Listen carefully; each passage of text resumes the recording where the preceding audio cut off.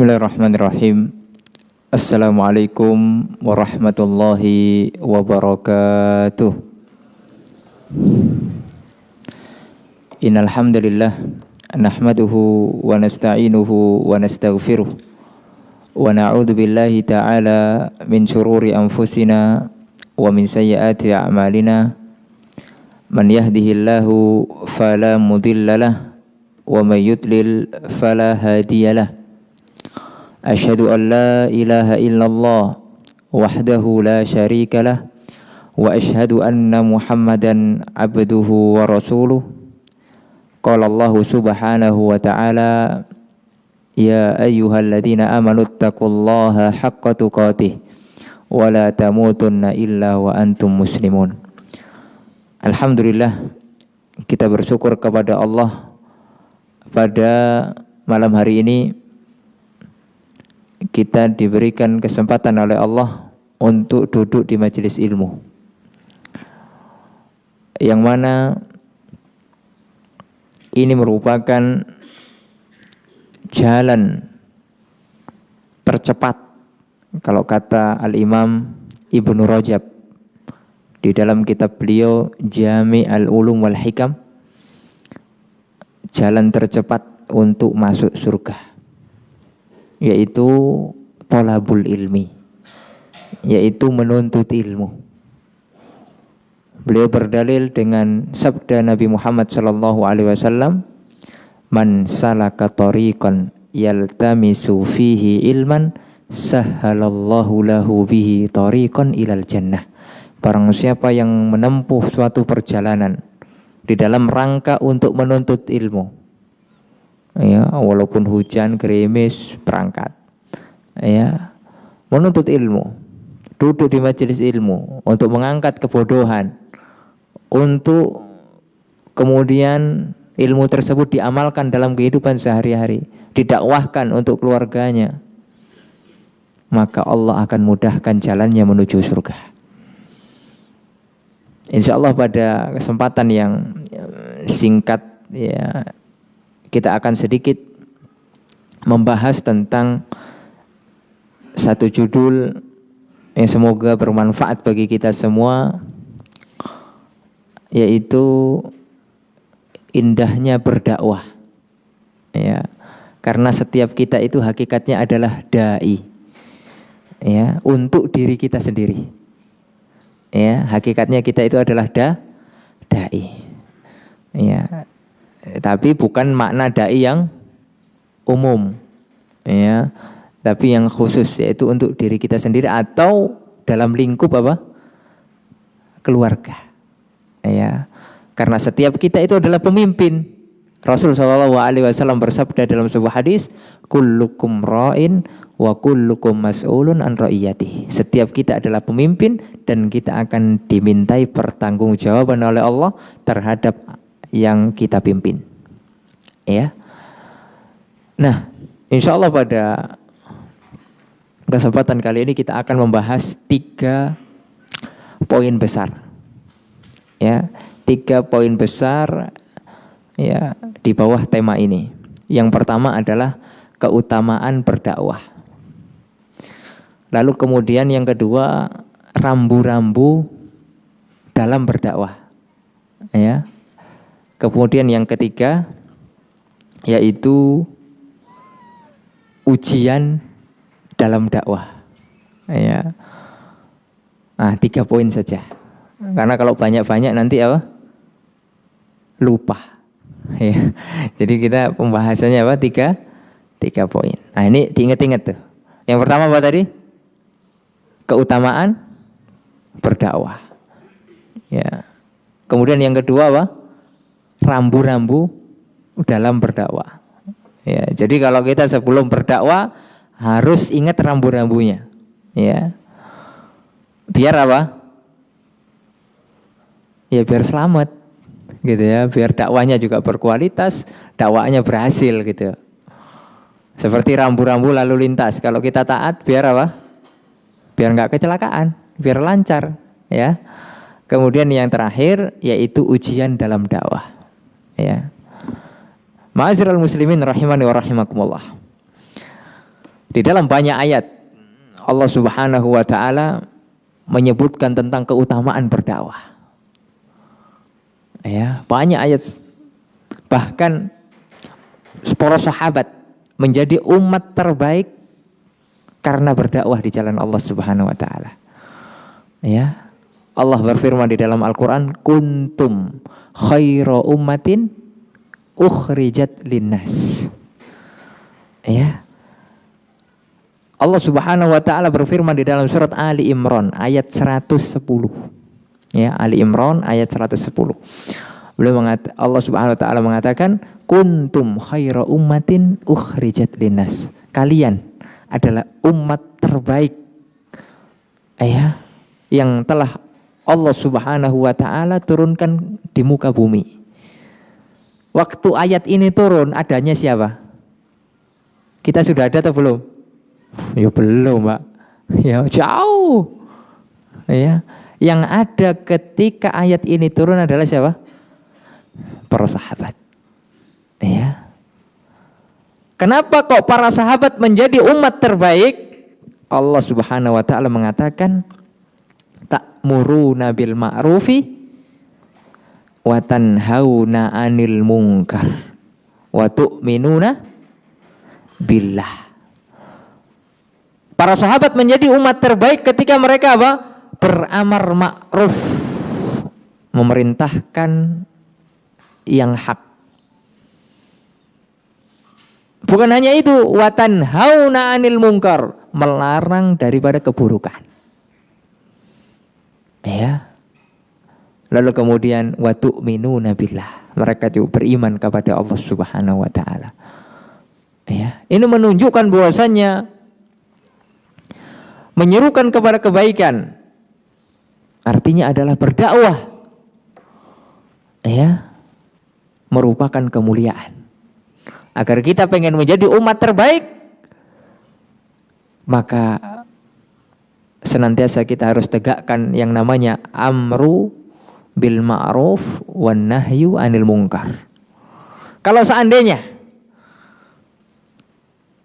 tugas ini ditiadakan, nggak ada lagi, pokoknya ada larangan, tidak ada yang namanya memerintahkan kepada kebaikan, tidak ada melarang kepada keburukan. Di rumah-rumah itu ditiadakan semua, di suatu komplek, di suatu kota, di suatu kabupaten, di suatu provinsi sampai negara, ini semuanya ditiadakan. Apa yang akan terjadi? Kacau, rusak. Bagaimana tidak? Orang tidak boleh memerintahkan kepada kebaikan. Bapak tidak boleh memerintahkan kebaikan sama anaknya. Oh, ini kacau betul ini. Suami tidak boleh memerintahkan kebaikan kepada istrinya. Wah, ini bahaya. Ya. Makanya, ya, oleh karenanya ma'asyiral muslimin rahiman wa rahimakumullah, ini menunjukkan keutamaan berdakwah sangat besar sekali. Ya. Harus ditegakkan. Minimal dalam lingkup kecil. Lingkup kecil kita dan keluarga kita. Udah jangan berpikir dulu yang besar-besar dulu, kecil. Itu yang memang tanggung jawab kita. Ya, ataupun lingkungan kita itu, sekitar tetangga kanan kiri, ya. Kita ajak kepada kebaikan. Apakah mengajak kepada kebaikan tersebut harus nunggu hafal 30 juz? Kalau nunggu hafal 30 juz, kapan Pak mau ngajak kepada kebaikan? Ya atau tidak? Ya enggak ngajak. Oh enggak ono sing hafal. 1 juz saya belum hafal. Ya tidak. Atau harus nunggu hafal Sahih Bukhari? Ya enggak. Kecuali kalau kita pengen jadi orang alim, ulama, ya itu, ya, yang harus hafal Quran, ya, hafal hadis, paham.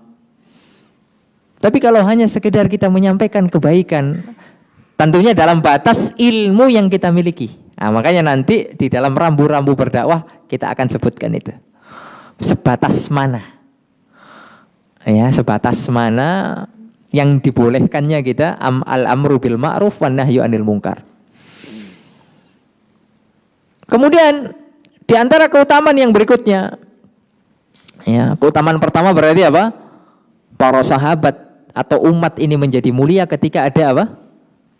Dakwah ilallah, yaitu al-amru bil ma'ruf wan nahyu anil munkar. Kemudian yang kedua, ya, Allah Subhanahu wa taala berfirman, ya, di dalam Al-Qur'an sebagaimana ini dibawakan oleh Syekh Muhammad bin Shalih Al-Utsaimin.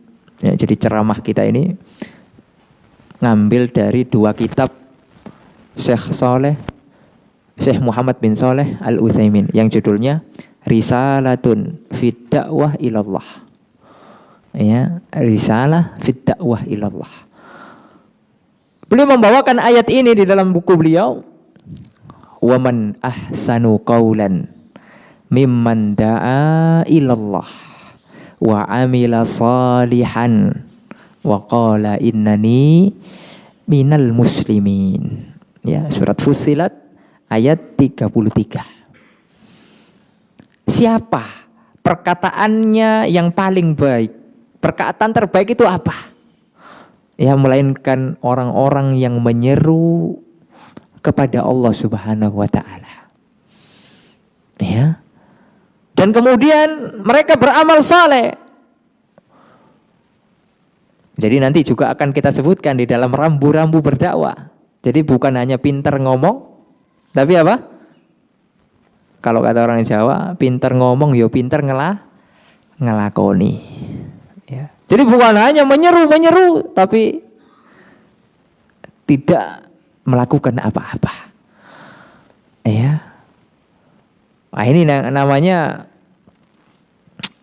kalau bahasa ya agak kasarnya omong kosong.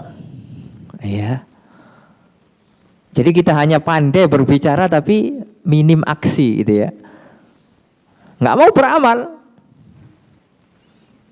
Tapi orang-orang terbaik, ya, mereka juga menyerukan kepada Allah, juga mereka mengamalkannya. Wa amila salihan.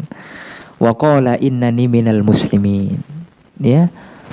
Dan kami merupakan orang-orang muslim, orang-orang yang berserah diri kepada Allah Subhanahu wa taala.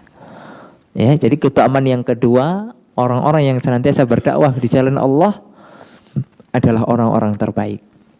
Ya, perkataannya, ya, kemudian perbuatannya jika mengamalkan apa yang ia serukan, ia akan menjadi orang terbaik.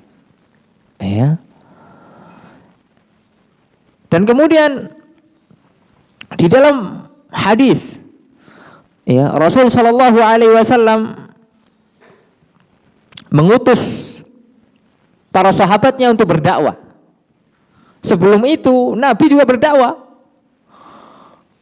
Ya, Nabi berdakwah. Karena itu merupakan kewajiban yang diwajibkan oleh Allah kepada beliau. Yang pertama kali beliau dakwai siapa? Keluarganya. Oleh karena ya Allah memerintahkan di dalam Al-Quran orang-orang yang wajib kita dakwai. Terlebih sudah kita berilmu, mengenal sunnah, mendapatkan hidayah, yang wajib pertama kali kita ajak adalah keluarga. Sebagaimana firman Allah, wa anzir ashiratakal aqrabin. Berilah peringatan orang-orang terdekat kalian. Ya, orang-orang terdekat. Ya, kalau kita suami ya istri kita, anak kita. Kalau masih ada orang tua. Ya, bapak, ibu. Kalau masih ada adik-adik, adik, ada kakak. Ada keponakan, ya, ataupun lingkup tetangga kanan kiri, ya, apa yang kita mampu saja, ya. Rasul Shallallahu Alaihi Wasallam mendakwakan dakwah tauhid kepada keluarganya, walaupun kemudian banyak yang tidak menerima, bahkan Ya, ring satunya itu tidak nerima. Bahkan yang nerima itu ya bukan keluarganya, tapi orang lain. Ya, Abu Bakar. Itu kan tidak ada kekerabatan yang dekat gitu loh. Sedangkan kerabat yang dekat tidak mau menerima. Siapa contohnya? Loh ya pamannya. Ya. Loh Nabi kok nggak berdakwah ke bapaknya? Loh sudah meninggal bapaknya. Nggak ada. Akhirnya siapa yang didakwai? Pamannya. Yang paling dekat. Ya. Tapi tidak nerima. Sampai wafat pun tidak menerima. Ya, walaupun ya kalau Abu Thalib walaupun tidak nerima tapi bantu. Tapi kalau Abu Jahal sudah tidak nerima tapi apa? Memusuhi. Ya. Nah, ini saja perbedaannya. Tapi sama-sama tidak nerima dakwah. Dalam artian tidak masuk Islam gitu loh. Tidak ikut sama dakwanya Nabi Muhammad SAW. Oleh karenanya syarat keberhasilan itu bukan harus ikut ya, tapi memang kita sudah melakukan proses. Karena masalah hasil apa? Siapa yang menentukan? Allah Subhanahu wa taala. Ya, sebagaimana kata Allah dalam Al-Qur'an, innaka la tahdi man ahbabta, walakinnallaha yahdi may yasha. Wahai Nabi Muhammad, engkau tidak bisa memberikan hidayah kepada orang yang engkau cintai. Jadi Nabi Muhammad itu betul-betul sangat mencintai pamannya Abu Thalib. Kenapa? Karena perjuangan Abu Thalib untuk membela agama Islam luar biasa. Jadi agama Islam ketika itu yang dibawa oleh Nabi aman. Ketika masih ada Abu Thalib. Abu Thalib termasuk pimpinan Quraisy. Jadi orang-orang mau ganggu Nabi Muhammad sungkan, segan. Ya, kalau zaman sekarang, waduh, backingannya rek, ya, pimpinan Quraisy ini mikir-mikir gitu loh, mau bubarkan kajian mikir-mikir, mau diusir, waduh, ini Abu Thalib ini backingannya, orang besar ini, ya. Kapan Nabi kemudian diusir? Tidak boleh lagi berdakwah kapan? Ketika Abu Thalib wafat. Makanya Nabi itu sangat pengen betul bahwasanya Abu Thalib itu agar masuk Islam. Tapi itulah lagi-lagi apa? Hidayah di tangan Allah. Sebagaimana firman Allah. Dan ini turun kejadian itu. Ayat ini. Innaka latahdi man ahbabta. Wahai Muhammad, engkau tidak bisa memberikan hidayah kepada orang yang engkau cintai. Tidak bisa. Walakinnallaha yahdi may yasha. Sedangkan Allah lah yang memberi hidayah kepada yang Allah kehendaki. Orang dekatnya nggak dapat hidayah, orang jauh dapat hidayah. Siapa itu? Salman Al-Farisi. Jauh. Dari Mekah jauh atau tidak? Persia, jauh itu. Ya, kalau sekarang Iran, jauh itu. Ya, orang yang lingkungannya nggak mau, tapi orang yang jauh dapat hidayah. Ya.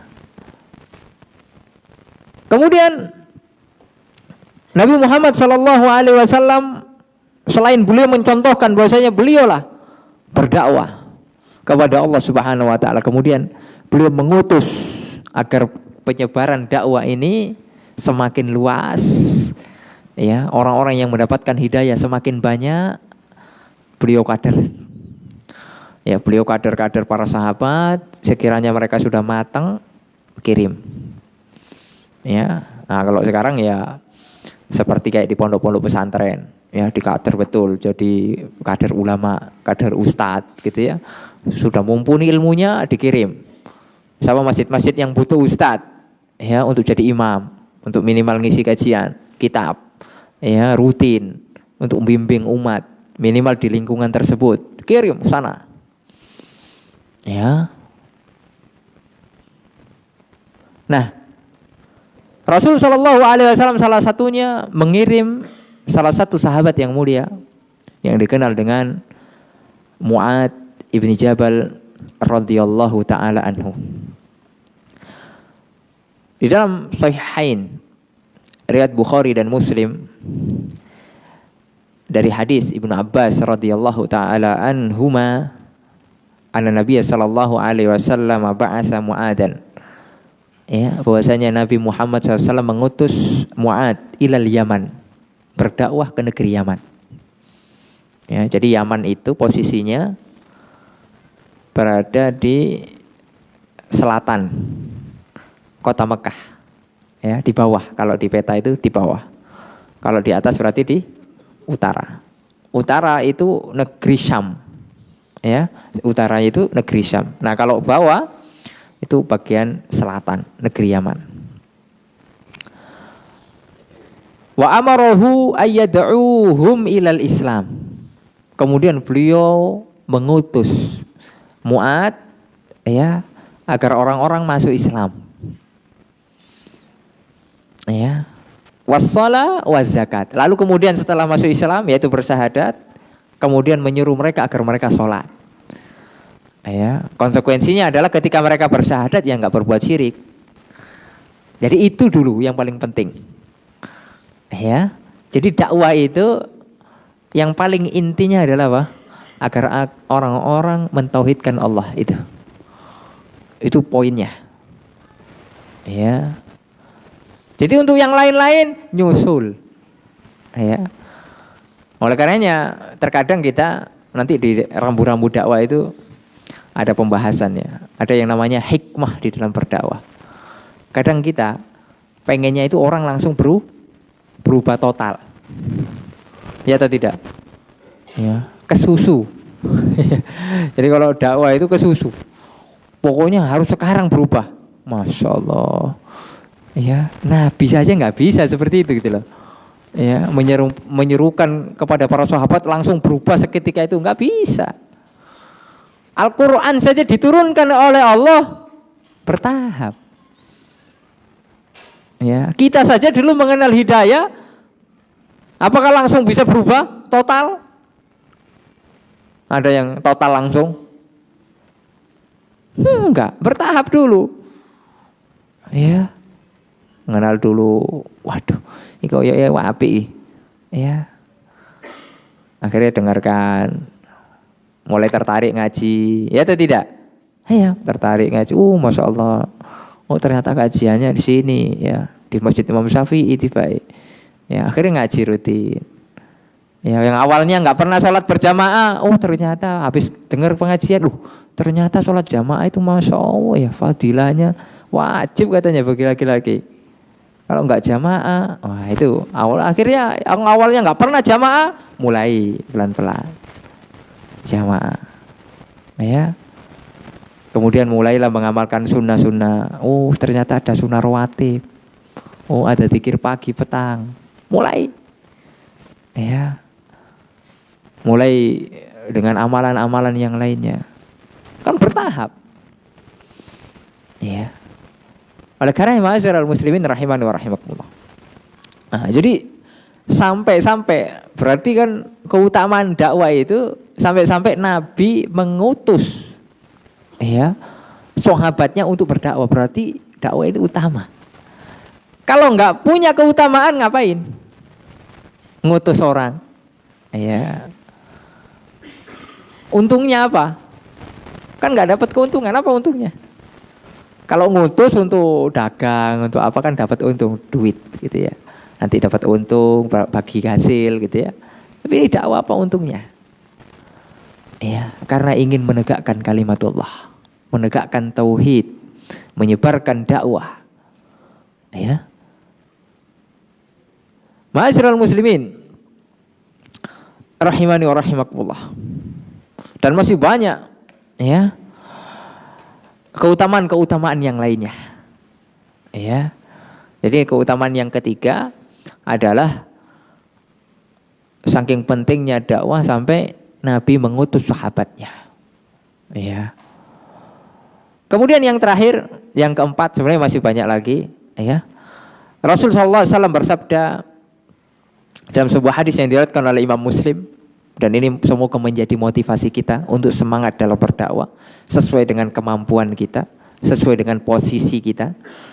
Ya, man da'a ila huda, barang siapa yang menyeru kepada petunjuk, kepada hidayah, kepada kebaikan, kana lahu minal ajri mithlu ujuri man tabi'ahu, maka dia akan mendapatkan pahala terhadap orang-orang yang diberi petunjuk kepada kebaikan tersebut.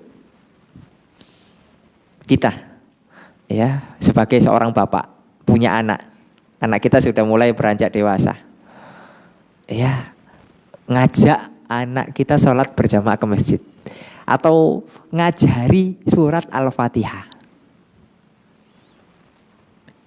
Ini terlihat sepele, Pak, tapi ini sesuatu yang besar di sisi Allah. Ya, siapa yang tidak bisa baca surat Al-Fatihah? Insya Allah kita bisa hafal, ya.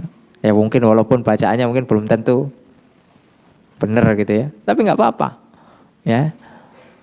Habis itu kita ajari anak kita, nah, yuk belajar surat Al-Fatihah. Bismillah, Alhamdulillah, ya, dan seterusnya. Sampai anak kita bisa membaca surat Al-Fatihah dengan lancar.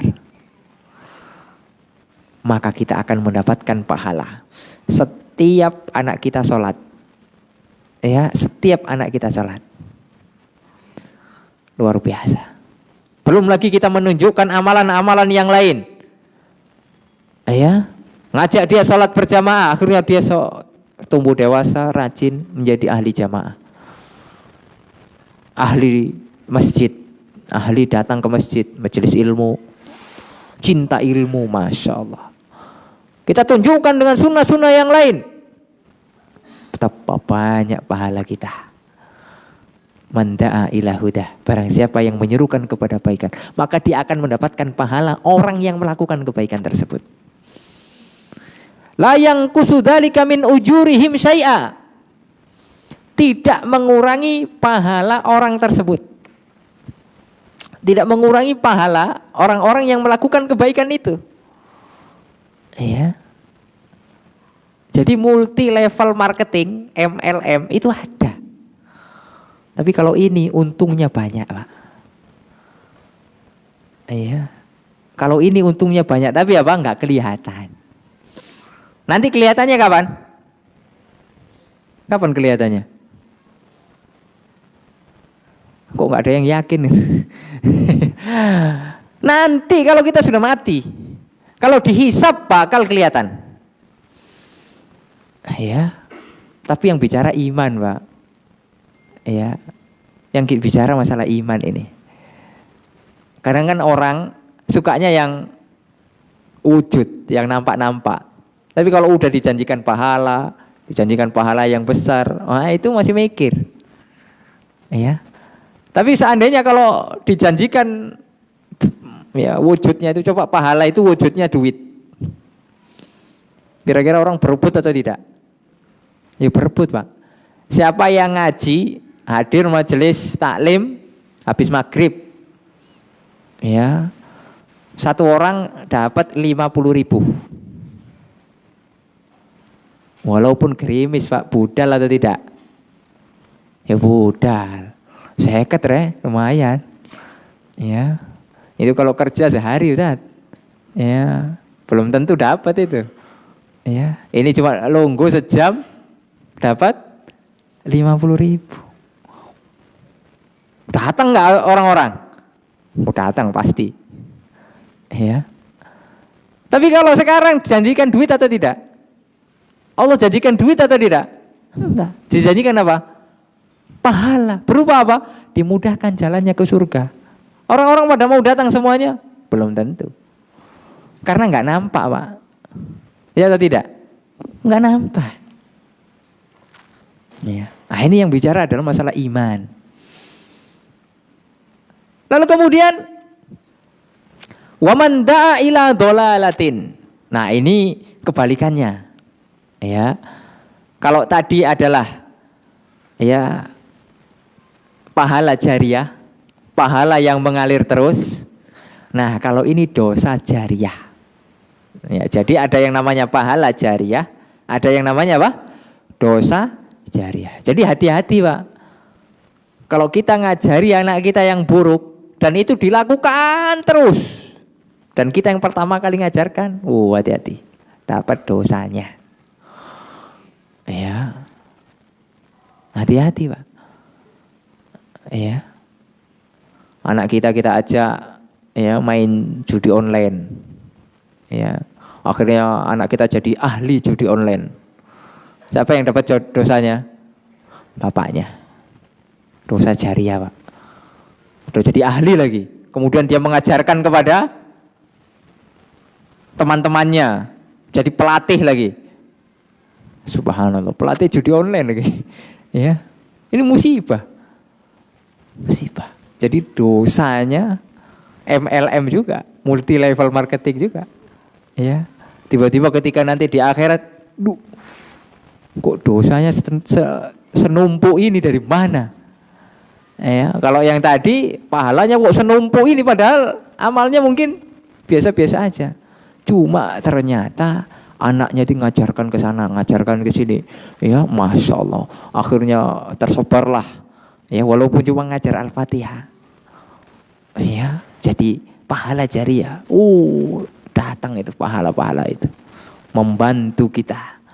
Ya, ketika kita sangat membutuhkan timbangan kebaikan pada hari kiamat, ternyata itu datang semuanya.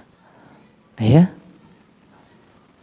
Jadi di antara keutamaannya adalah yang terakhir adalah pahala jariah. Dan ini jangan dianggap remeh, Pak. Nah, sekarang kita punya HP, ya. Tinggal nge-share kebaikan setiap hari. Ya. Di grup keluarga. Ya. Misalnya, ya, ada sebagian itu Masya Allah admin dakwah. Ya, ini positif. Ayo zikir pagi petang, di-share terus setiap pagi diingatkan. Ayo zikir pagi, zikir petang. Ini waktunya sholat berjamaah. Ya, ini waktu sholat. Kemudian dikirim lagi keutamaan sholat berjamaah. Ya, walaupun kadang kita nggak tahu orang baca atau tidak ya tidak. Tapi kirim aja. Siapa tahu ada orang yang kemudian pas lagi galau baca. Kan kadang orang kalau pas lagi sumpek-sumpeknya kan cari-cari yang tobat gitu ya. Risalah tobat gitu. Yang kebaikan-kebaikan. Tapi kalau lagi seneng lupa itu. Yang artikel-artikel baik-baik gitu ya, tentang taat-taat itu kadang nggak dibaca, Pak. Ya, karena lagi seneng gitu. Tapi kalau lagi susah gitu ya. Waduh, baca wis. Ya. Keutamaan zikir apa gitu ya, keutamaan istighfar. Enggak apa-apa. Ya. Yang penting kita share aja. Ya, di akun kita punya akun ya, di grup keluarga atau sama teman-teman. Kita share aja enggak apa-apa. Ya. Enggak rugi kok. Rugi atau tidak? Enggak ada rugi. Ya. Ustaz, tapi dia enggak baca. Ya kan urusan dia. Baca atau tidak? Dan kita tidak tahu, bisa jadi itu jadi jalan hidayah. Ya. Ma'asyiral muslimin rahimani wa rahimakumullah. Nah, itu yang pertama, ya, keutamaan berdakwah. Ya. Yang pertama apa tadi? Ya. Umat akan menjadi mulia. Ya. Umat akan menjadi mulia sebagaimana sahabat menjadi mulia ketika mereka berdakwah. Kemudian yang kedua apa?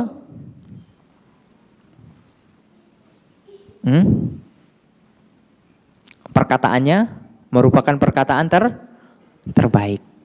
Ya, orang-orang yang berdakwah itu perkataannya perkataan terbaik, Pak. Perkataan mana yang lebih baik daripada kita menyerukan kepada Allah? Yuk kita mengingat Allah. Yuk kita sholat berjamaah. Yuk kita taat sama Allah. Yuk kita tak maksiat. Yuk kita jangan berbuat syirik. Yuk kita jangan berbuat kejelekan.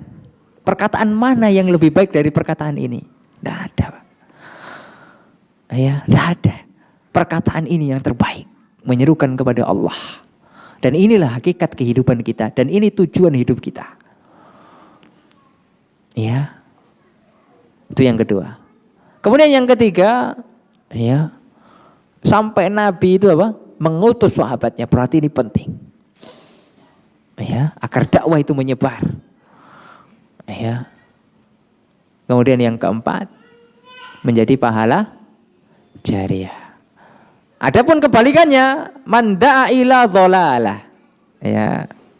Kana alaihi minal ismi. Barang siapa yang menyerukan kepada keburukan, maka dia akan mendapatkan keburukan, pahala keburukan. Mislu asami man tabi'au. Ya. Kemudian akan mendapatkan keburukan orang-orang yang mengikutinya, mendapatkan dosa orang-orang yang mengikuti keburukan tersebut. La yang kusudalika min athamihim syai'ah. Tidak mengurangi dosa orang-orang yang melakukan keburukan tersebut. Rawahu Muslim. Hadis ini diriwayatkan oleh Imam Muslim. Makanya hati-hati. Ya, hati-hati. Share kebaikan saja. Keburukan jangan di-share. Hati-hati. Ya. Bahaya. Terlebih apalagi kita sudah meninggal dunia, kemudian keburukan itu masih ada. Na'udzubillah min dzalik. Ya, tinggalkan bekas-bekas kebaikan. Jangan tinggalkan bekas-bekas keburukan. Ya.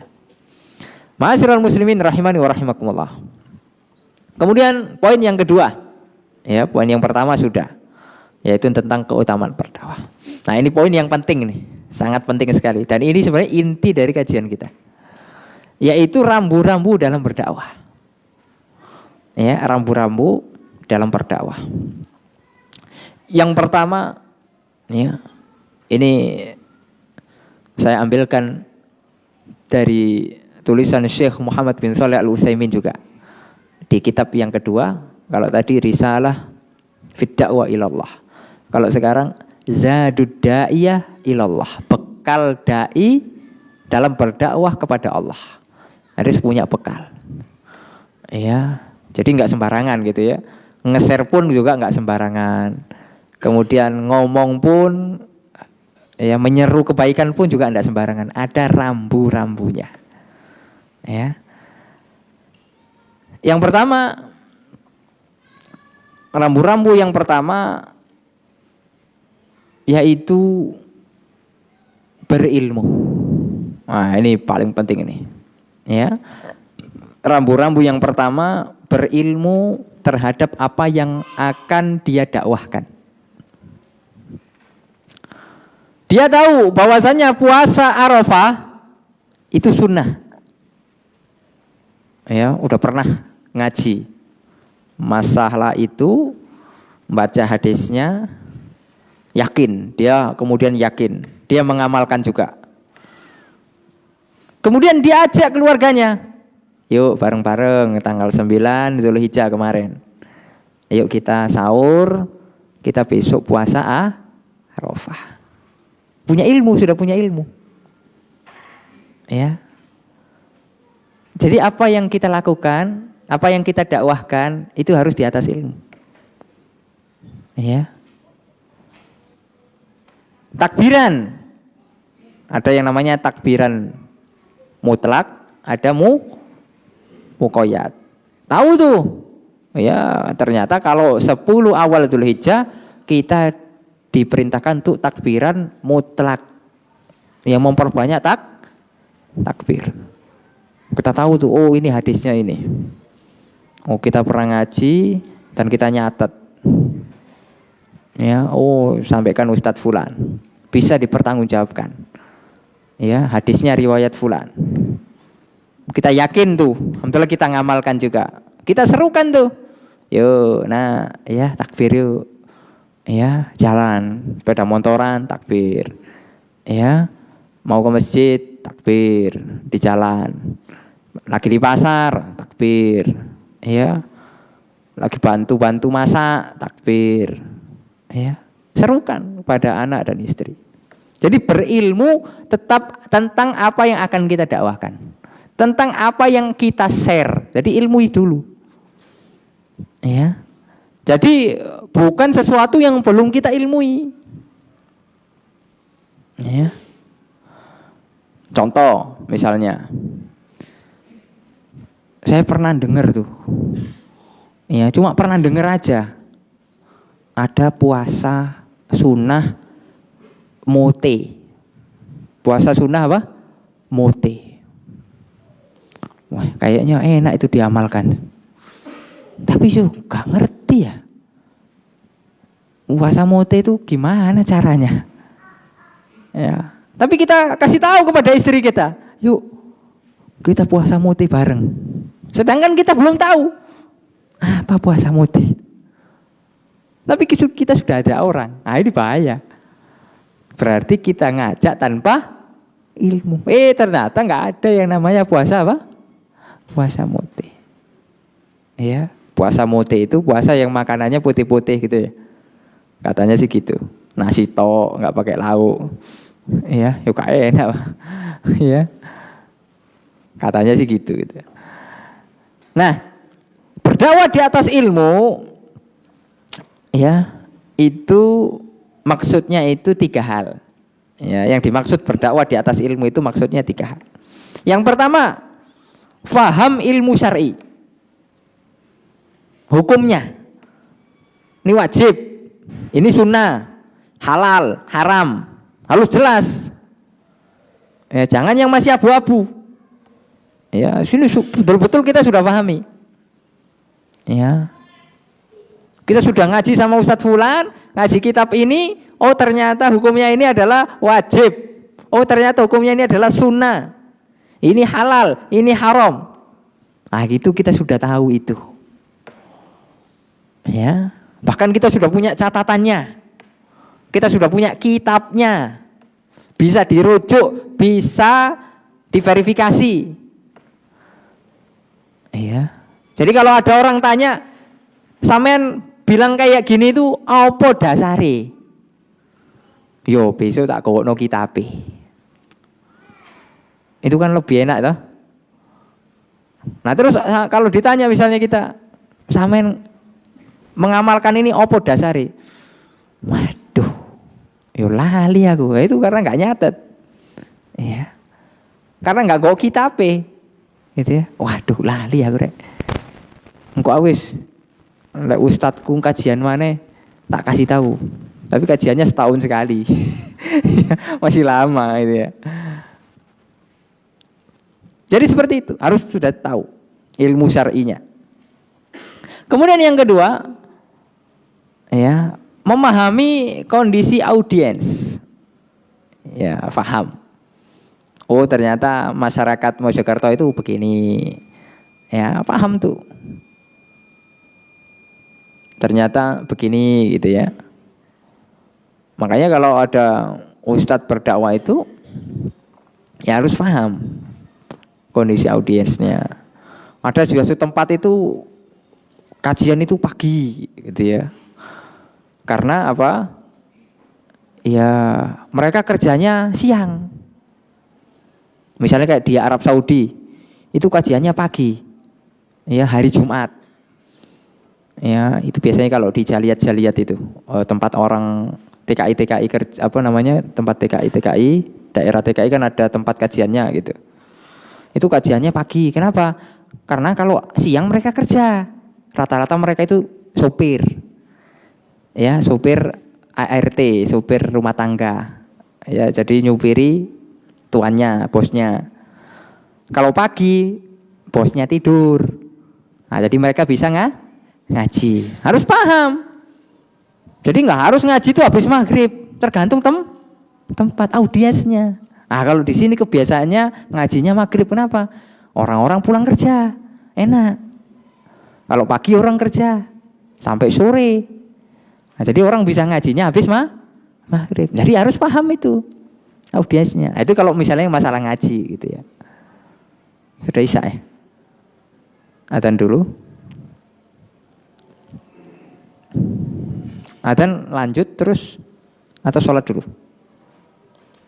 Lanjut dulu. Allahu Akbar, Allahu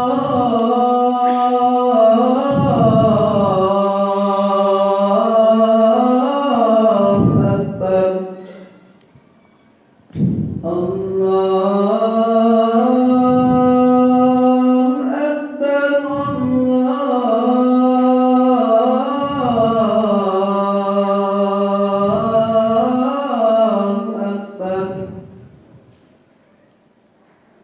Asyhadu an la ilaha illallah.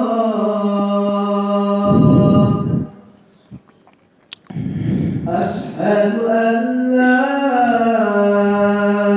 ilaha illallah.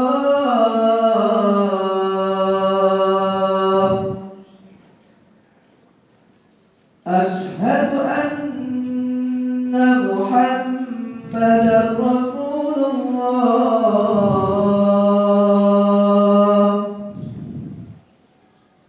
Asyhadu anna Muhammadar Rasulullah.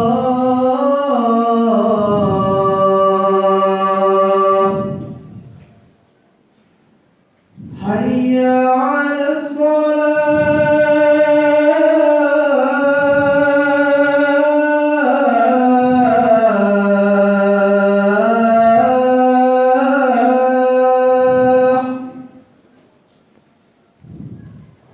Hayya 'alas shalah.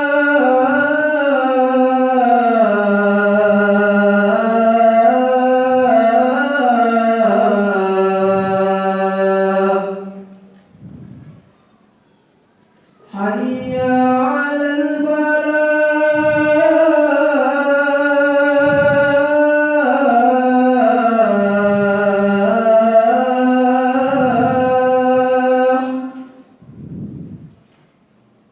Hayya 'alal falah.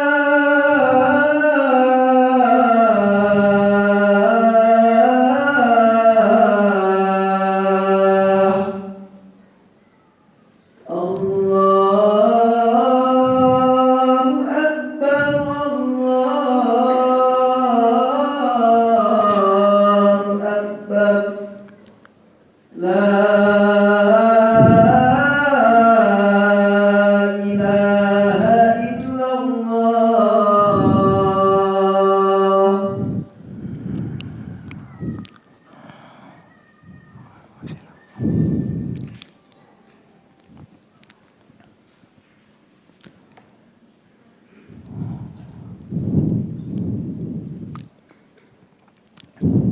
Baik, kita lanjutkan. Jadi yang kedua, berilmu tentang audiens. Nah, kalau kita lingkupnya dakwah kepada anak dan istri, ya nggak usah pakai mukodimah, Pak. Innalhamdulillah. Nahmadu, ngapain? Udah langsung aja. Nah, ini begini, nak. Ya, Dik, kalau sama istrinya gitu. Nggak usah pakai formalitas, ya. Pakai khutbatul hajah, nggak perlu. Ya. Nggak diguyu sama ini lapo sih, ya. Enggak begitu. Jadi paham audiens, siapa yang kita dakwai gitu loh. Kemudian yang ketiga, ya, paham tata caranya, tata cara dakwah itu paham. Nah, jadi enggak main hantam. Jadi dakwah itu begitu. Ya. Enggak main hantam tiba-tiba apa? Baru paham ilmu, langsung disikat. Semuanya disikat. Enggak bisa begitu. Ya. Jadi itu rambu-rambu yang pertama, berilmu. Oleh karenanya Imam Bukhari membuat suatu bab di dalam sahihnya, beliau mengatakan al-ilmu qoblal qauli wal amal. Ilmu dulu sebelum berkata-kata, sebelum beramal. Iya. Oleh karenanya di dalam Nadhum Zubat disebutkan juga wa kullu man bi ghairi ilmin ya'malu a'maluhu mardudatun la tuqbalu. Ya, setiap orang yang beramal tanpa ilmu maka amalannya ditolak, tidak akan diterima. Nah, ini pentingnya ilmu. Ya, kita menyerukan kepada kebaikan harus paham ilmunya. Bukan hanya katanya enggak. Ilmu itu qala Allah wa qala Rasul. Ilmu itu adalah perkataan Allah, perkataan Rasulullah yang dipahami oleh para sahabat. Itu ilmu. Ya. Itu ilmu yang paten. Ya, itu rujukan yang paten. Oleh karenanya ma'asyiral muslimin rahiman wa rahimakumullah. Nah, itu 3 hal ya yang berkaitan dengan ilmu. Yang pertama adalah paham ilmu syar'i tentang masalah hukumnya, halal haram, wajib, sunnah, harus jelas. Jangan sampai kita katakan ini haram padahal halal. Jangan sampai ini katakan wajib padahal tidak wajib. Bahaya. Ya. Jangan katakan ini sunnah padahal tidak sunnah. Makanya kita harus paham tuh. Ya. Kemudian yang kedua, kondisi audiens. Siapa? Ya, siapa yang kita dakwai? Orang tua kah? Kalau orang tua beda. Nggak bisa Pak kita langsung tahu ilmunya langsung datang Pak. Ya. Nggak begitu. Langsung ditunjuk-tunjuk bapaknya. Dibacakan hadis. Iyyakum wa muhdatsatil umur. Fa inna kulla muhdatsatin bid'ah. Waduh. Ya nggak begitu. Ada tanya, ada caranya, ada adabnya. Apalagi sama orang tua. Ah, itu kondisi audiens. Siapa yang kita dakwai? Ya. Atas kah atau ke bawah gitu loh. Maksudnya ke atas tuh orang tua. Jadi kalau sama orang tua pelan-pelan. Ya, nggak bisa kita teriak-teriak. Ngomong kasar. Oh, nggak boleh. Durhaka itu. Walaupun kita inginnya apa? Kebaikan. Betapa banyak orang ingin kebaikan ternyata malah merusak. Kebaikan nggak dapat, yang malah ada sampai terjadi akhirnya apa? Pertengkaran. Terjadi apa akhirnya? Diusir dari rumah. Ya. Anak dididik dari kecil, bapaknya dibilang masuk neraka. Yo opo sampe niki mah. Ya boleh begitu. Sabar. Semua ini ada tata caranya, ada tahapannya. Ya. Jadi nggak bisa main hantam, nggak bisa. Nah, itu paham audiens. Sama istri bagaimana, sama anak juga bagaimana. Nggak bisa kalau sama anak kita pakai bahasa yang tinggi, bahasa universitas. Nah, ya tauhid secara terminologi, anaknya masih umur 1 tahun, 2 tahun. Ya, secara terminologi dan apa namanya bahasa ini ya nggak paham, gitu loh. Ya, udah pakai bahasa santai aja. Anak itu keteladanan, pakai contoh. Ya, makanya orang tua, kenapa ya kita orang laki-laki itu kenapa kok disunahkan untuk sholatnya di rumah? Ya, sholat sunnah. Ya, dianjurkan untuk sholat sunnahnya di rumah. Ya, agar anaknya lihat tata cara sholat. Kalau anaknya masih kecil, akhirnya apa? Anaknya niru. Oh, ternyata rukuk itu gitu. Oh, ternyata kalau mau sholat itu takbir dulu gitu. Ya. Atau dia juga lihat ibunya sholat. Jadi anak itu nyontoh. Kalau dicontohi ibunya joget-joget di rumah, joget TikTok, anaknya nyontohi. Ya. Anaknya, ibunya nyanyi-nyanyi, bapaknya nyanyi-nyanyi, anaknya nyontoh. Ya. Nah, itu audien. Kemudian yang terakhir tadi tata caranya. Ya, tata caranya. Lalu kemudian yang kedua, ya, rambu-rambu yang kedua adalah sabar. Ya, karena dakwah ini bukan urusan kecil, dakwah ini urusan besar. Ya, kita harus punya stok sabarnya yang banyak. Karena belum tentu apa yang kita dakwahkan diterima. Ya. Nah, sabar di sini juga ada 3 poin. Yang pertama, sabar terhadap materi yang didakwahkan. Ya, materinya itu toh, ya, harus sabar. Ya. Kok ngaji ini tentang fikih toharo, fikih sholat, apalagi fikih muamalat, kok ikut toh, ya, dari habis itu khatam kitabnya ngulang lagi, harus sabar. Ya memang begitu. Ya. Karena agama Allah ya begitu, itu memang agama Allah. Masa iya kita bikin yang baru, kan nggak mungkin. Ya. Mungkin kemasannya kita kemas dengan kemasan yang baru, boleh. Cuma esensinya, intinya yaitu, ya. Makanya nggak boleh bosan, nggak boleh lelah. Ya, Ustadz kok main iku-iku toh? Ya memang itu. Ya, itu sabar terhadap materi ya yang didakwakan. Liyane ngomongi tauhid terus bendino kajian tauhid. Apa ndak bosen sama Ustaz? Loh ya ndak bosen, nggak boleh bosen. Ya, harus sabar.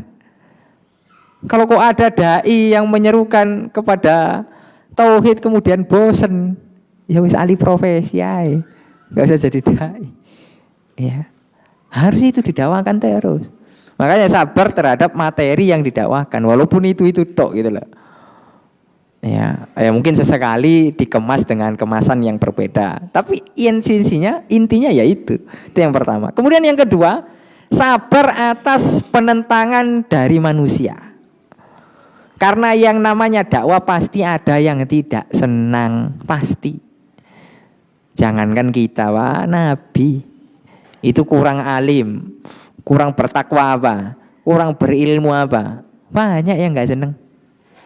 Sampai dikatakan dalam Al-Quran itu sahirun, penyihir, majnun, orang gila. Nabi loh. Jangankan itu Nabi, Allah saja, Rabbul Alamin, masih dicaci maki. Allah saja ya yang menciptakan kita, apalagi hanya kita Pak, hamba penuh dosa, ilmunya ya pas-pasan, amalnya juga sedikit. Ya, ketika ada orang yang kemudian tidak senang sama kita, ya wes sabar, tidak mengapa. Itulah yang namanya kehidupan. Gak mungkin Pak, semua orang senang sama kita, gak mungkin, mustahil. Misalnya kita ini sampai merubah gaya, merubah ini hanya untuk menyenangkan orang, mustahil orang senang kita. Semuanya mustahil. Pasti ada yang senang, ada yang gak senang. Udah, itu kaidah kehidupan. Sudah, itu harus dicatat itu. Ya. Makanya Imam Syafi'i pernah mengatakan, ridon nas ghoyatun la tudrok. Ridho manusia tujuan yang tak tercapai, yang tak akan pernah tercapai. Ridho semua manusia suatu tujuan yang tidak akan pernah dicapai. Makanya yang paling penting kita cari ridho Allah, bukan ridho manusia. Kalau kita cari ridho Allah, ridho manusia ngikut. Tapi kalau kita cari ridho manusia, belum tentu Allah ridho sama kita. Ya, nah, itu yang kedua, sabar atas penentangan. Bahkan kadang penentangan itu dari keluarga sendiri. Sebagaimana dialami siapa? Anbiya. Jangankan kita Pak. Ya, bukan banyak yang kemudian datang ke kita, Ustadz ya, bapak saya nggak nerima Ustadz, saya ngaji, ibu saya. Jangankan sampean mas. Nabi yo begitu. Iya. Nabi Ibrahim, siapa yang nggak nerima Pak? Bapaknya. Nabi Ibrahim nggak nerima bapaknya. Iya. Nabi Nuh, siapa yang nggak nerima? Istrinya, anaknya lagi. Nabi Muhammad, siapa yang nerima? Pamannya, saudara terdekatnya. Sudah ada contohnya. Makanya sabar. Mungkin gak nerima sekarang, 10 tahun depan nerima. Sabar. Ya, udah jalani aja kehidupan ini. Ya, yang paling penting kita beramal soleh terus, berdoa terus, menyerukan kepada kebaikan terus. Gak boleh bosan. Ya. Lalu kemudian sabar yang terakhir yaitu sabar atas cacian atau gangguan fisik dari manusia, pasti. Kalau kita nggak diganggu fisik, pasti kita dapat gangguan lisan. Mungkin sekarang nggak lisan, tapi ketikan, ya disindir, habis itu apa? Dibully, rame-rame di grup, ya, di lokno, di apa. Udah sabar. Inilah dunia. Ini dunia. Kalau kita tahu hakikat dunia, Pak, kita akan menyikapinya dengan santai. Iya. Ustadz, saya diginikan-ginikan. Pak, ini dunia, Pak. Ya memang begitu, sabar saja, wis. Ya, kalau kita bisa menasihati, mengingatkan, alhamdulillah. Tapi kalau misalnya mentok, nggak bisa sama sekali, ya wis. Senjata orang yang beriman sabar. Ustadz, tapi kan sabar nggak ada batasnya, nggak ada. Berarti kalau sampean sabar ada batasnya, berarti belum sabar. Iya. Kenapa? Karena pahala orang yang bersabar tanpa batas, Pak. Pahalanya orang yang bersabar itu tanpa batas. Berarti sabar itu tidak ada batasnya. Allah berfirman di dalam Al-Quran, innama yuwaffas sabiruna ajrahum bighairi hisab.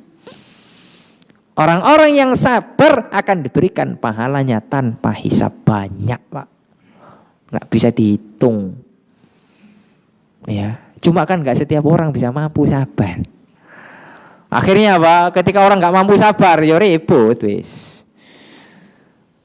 Ya, ribut. Nggak bisa damai, Pak. Ya, karena itu tadi kurang sabarnya. Ya, kalau kita sabar, orang mencaci kita, orang apa? Tapi kita nggak pernah balas. Malah kita balas dengan kebaikan. Orang lama-lama sungkan, Pak. Lama-lama sungkan, segan. Ini orang sudah dikasih ini, kok nggak balas? Kan karena kadang orang itu, Pak, pengen kita balas, Pak. Ya, mancing agar kita balas, kemudian bisa diperkarakan, bisa kemudian dicari kesalahannya, kemudian kita bisa jadi pengajiannya dibubarkan, bisa jadi ini.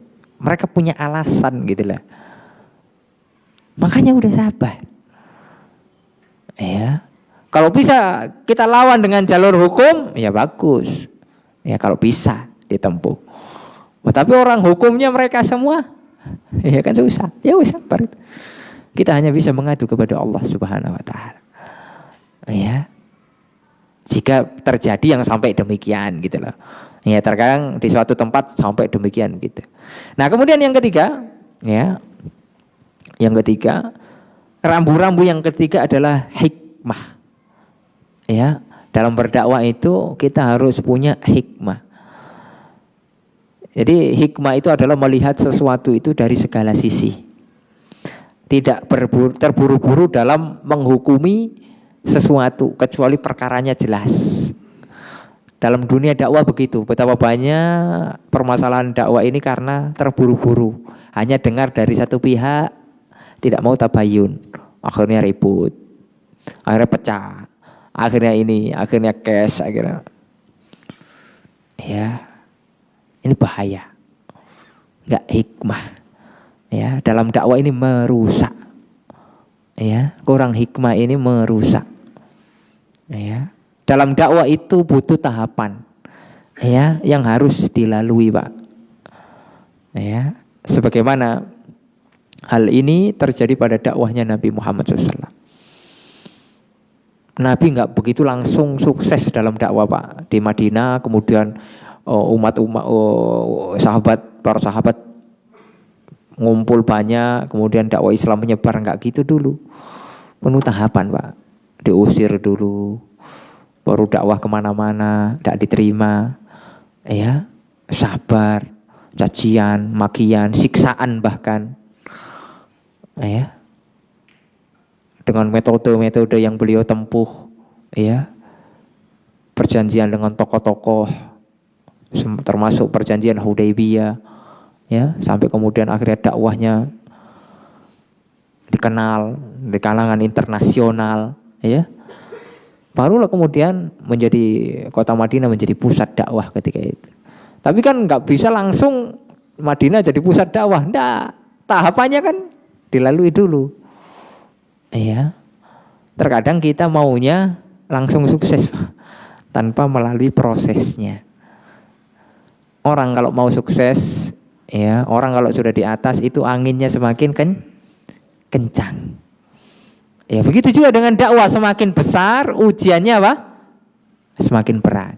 Baik itu ujian internal sesama orang pengajian, ya kadang sesama ustadz, ataupun ujian eksternal. Tapi terkadang ujian eksternal mungkin mudah kita lalui. Tapi kadang ujian terberat adalah ujian eksternal dari dalam. Ya, itu kita tidak bisa mengalahkan ego ya dalam dakwah ini. Kurang hikmah itu tadi. Ya. Sedangkan kita diperintahkan ya untuk berdakwah dengan apa? Hikmah. Ud'u ila sabili rabbika bil hikmah wal mau'idatil hasanah. Serulah dakwah kepada Allah dengan hikmah. Ya, hikmah itu melihat sesuatu dari segala sisinya, meletakkan sesuatu pada tempatnya. Nah, itu hikmah. Ya. Itu tadi tidak terburu-buru. Semuanya itu dilihat. Jadi orang yang bijak, hikmah itu kan bijaksana gitu loh. Orang yang bijaksana, makanya kadang seorang pemimpin tuh harus begitu Pak. Kalau dapat laporan, nggak langsung menghukumi, diselidiki dulu. Itu pemimpin yang bijaksana. Ternyata fulan begini. Oh ya, laporannya tak terima. Tapi nggak langsung dihukum. Udah fulan hukum keluarkan, nggak begitu. Ya, orang yang dituduh dipanggil. Bener nggak kamu begini? Tabayun, gitu. Itu yang namanya bijaksana. Dalam dakwah Pak, kebijaksanaan sangat diperlukan. Ya, jadi bukan hanya sekedar punya ilmu tapi tidak punya kebijaksanaan. Ini merusak. Ya. Lalu kemudian yang keempat. Rambu-rambu yang keempat yaitu senantiasa berhias dengan akhlak yang mulia. Jadi kita yang sudah ngaji, kita yang menyerukan kepada kebaikan, hendaklah berhias dengan akhlak yang mulia. Karena akidah yang benar akan tercermin pada akhlak yang mulia. Karena Nabi diutus untuk menyempurnakan akhlak. Ya. Terkadang kita dinilai orang itu karena akhlak kita.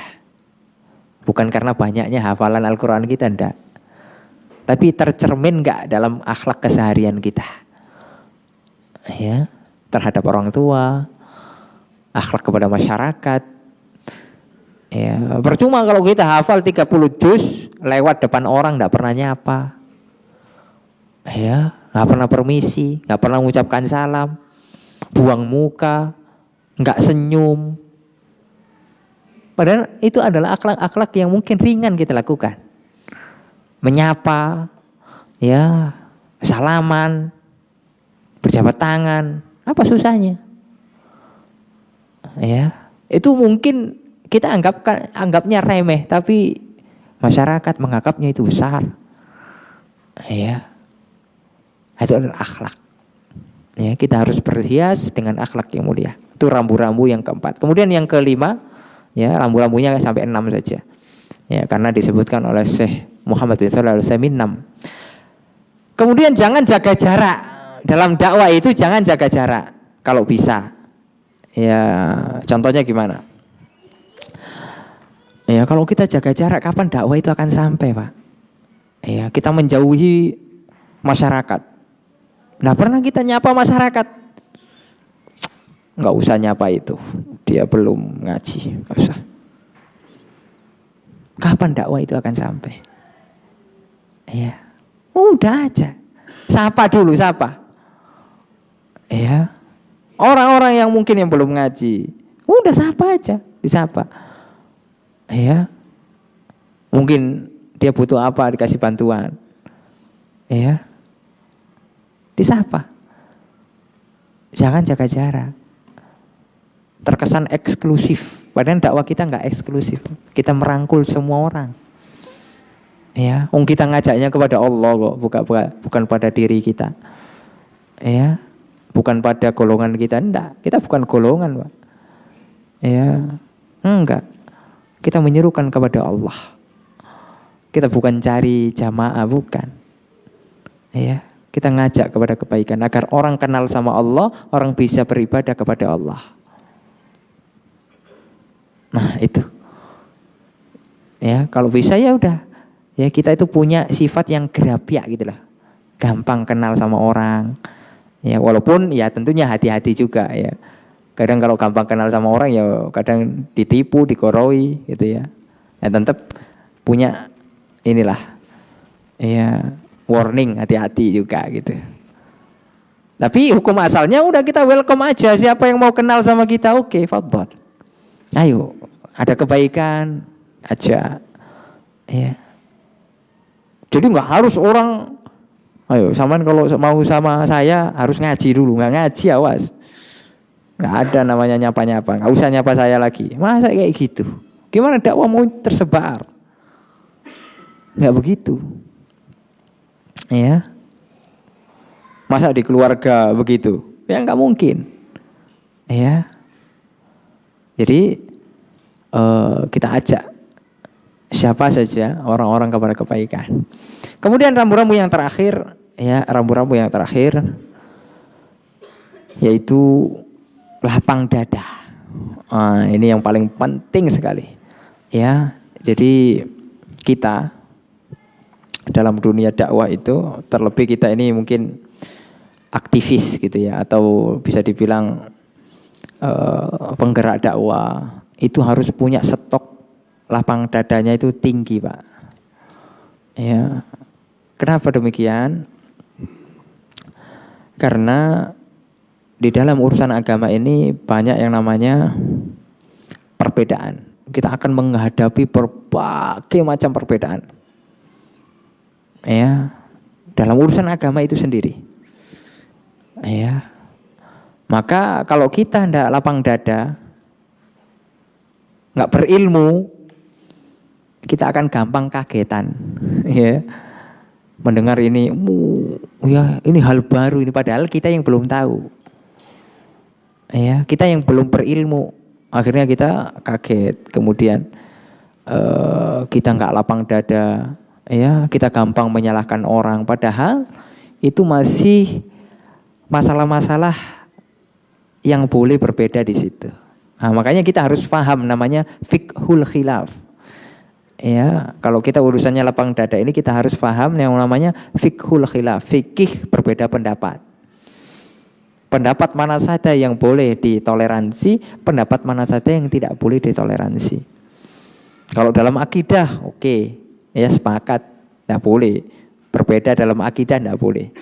Contoh, ada yang mengatakan Allah dua, nggak boleh. Sesat berarti dia, jelas itu. Allah hanya satu, tidak boleh dua. Ya, ada yang mengatakan bahwasanya surga neraka fiktif, wah itu sesat itu. Itu masalah akidah. Ya.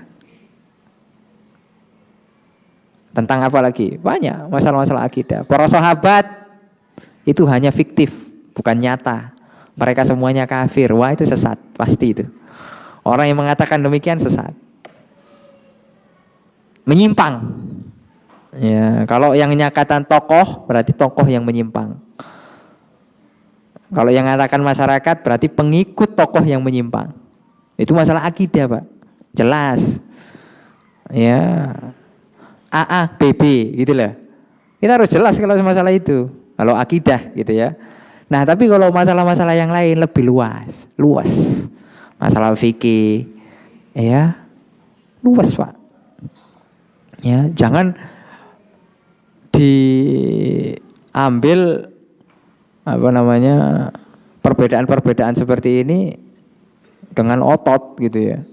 Udah diselesaikan di majelis ilmu, diskusi, habis itu selesai. Walaupun tetap nggak sepakat. Ya, yang namanya masalah fikih. Ya.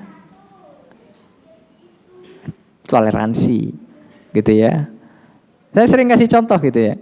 Misalnya ini kadang orang ribut gitu ya. Masalah-masalah fikih yang ringan ini ribut. Contoh, kalau masalah sholat, turun ke sujud itu tangan dulu atau lutut dulu? Oh, saya milih tangan. Oh ya nggak apa-apa. Saya milih lutut. Ya wis nggak apa-apa, enak gitu loh. Fadol. Saya punya dasar ini, saya punya dasar ini. enak. Ada yang datang, kalau saya milih kepala dulu yang turun. Wah ini, ya, wah ini baru ini, ya, nggak punya dasar kalau ini, ya. Kalau yang dua tadi popol, ya, nggak boleh saling kemudian mencaci maki, ya. Oh itu aliran baru itu, aliran lutut. Kok aliran baru? Ya, enggak, itu masalah-masalah yang ditoleransi. Dalilnya ada, sama-sama ada. Sama-sama keduanya pernah dilakukan oleh Rasulullah SAW. Inilah, ya. Oleh karena kita harus tahu di situ. Oh berarti di situ tempatnya toleransi. Oh berarti teman saya pakai itu, saya tempat nggak apa-apa, boleh. Gitu loh. Dan itu bukan 1, 2 tapi banyak. Rata-rata masalah fikih itu pasti ada perbedaan pendapat, pasti. Ya, masalah sholat. Kalau kewajiban sholat sepakat, sholat wajib, sholat 5 waktu. Tapi kalau tata caranya, wah itu kan banyak itu. Ya kalau kita belajar madzhab fiqhiyah itu, oh banyak sekali. Ya. Tapi itu adalah ranahnya adalah toleransi, bukan menyesatkan. Berbeda dengan masalah akidah tadi. Ya. Menyimpang itu sudah, gitu loh. Nah, jadi di sini perlunya lapang dada itu. Jadi kalau kita jadi aktivis, atau jadi penggerak dakwah atau jadi ustadz, nggak siap kok lapang dada, ya wis mundur aja. Karena apa? Merusaknya lebih banyak daripada memperbaiki. Ya. Terkadang masalah-masalah yang harusnya toleransi dibikin masalah prinsip. Wah ini nggak boleh. Nah benar ini seperti ini. Ya sehingga akhirnya dakwahnya pecah. Ya seperti dulu lah. Ya mungkin beberapa tahun yang lalu itu ya misalnya masalah foto, video itu menjadi masalah manhaj. Ya. Oh kok ada orang yang tampil di TV manhajnya bermasalah, masya Allah. Ya. Kok sampai seperti itu gitu loh.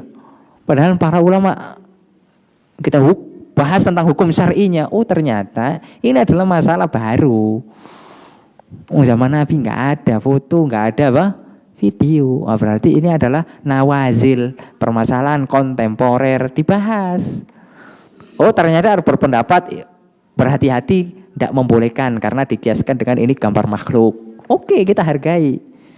Berarti konsekuensinya mereka harus udah perlu foto, udah perlu video, ya udah suara aja.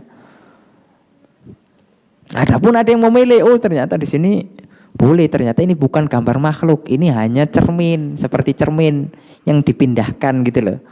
Bukan orang gambar, bukan. Boleh hukumnya, begini. Sehingga milih di sini, oh berarti ya udah. Dan maslahatnya besar ketika kita di video.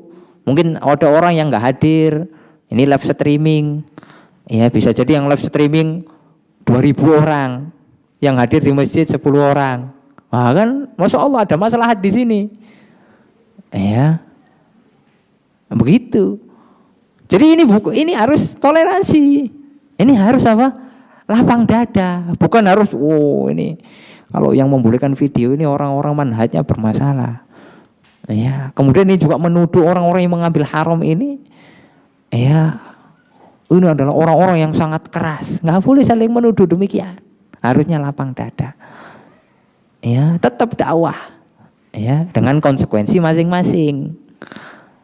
Ya, nah, ini contoh saja. Masih banyak permasalahan-permasalahan di lapangan dalam dakwah, ya, yang terjadi demikian. Dan betapa banyak kerusakan itu terjadi. Baik, kita beralih ke poin yang terakhir, ketiga, dan ini insya Allah sedikit, ya. Setelah itu kita tutup. Ya, yaitu ujian-ujian dalam dakwah. Ya, ujian-ujian dalam dakwah. Ada 3 poin besar, ya, ujian terbesar dalam dakwah ini. Ya, sebabnya ada 3 poin besar. Yang pertama adalah lemahnya agama. Ya. Lemahnya agama itu bisa jadi karena kurang ikhlas. Ini menjadi ujian besar. Akhirnya apa? Kalau kurang ikhlas tujuannya dunia. Ya, kalau tujuannya udah dunia, rusak dakwah. Bukan karena Allah lagi, karena dunia. Betapa banyak akhirnya dakwah dikomersilkan. Ya, mencari untung dalam dakwah. Ya. Dan banyak ya, hitung-hitungan untung rugi. Wah, ini kalau ada ustadz datang, wah ini kita harus hitung-hitungan untung rugi. Waduh.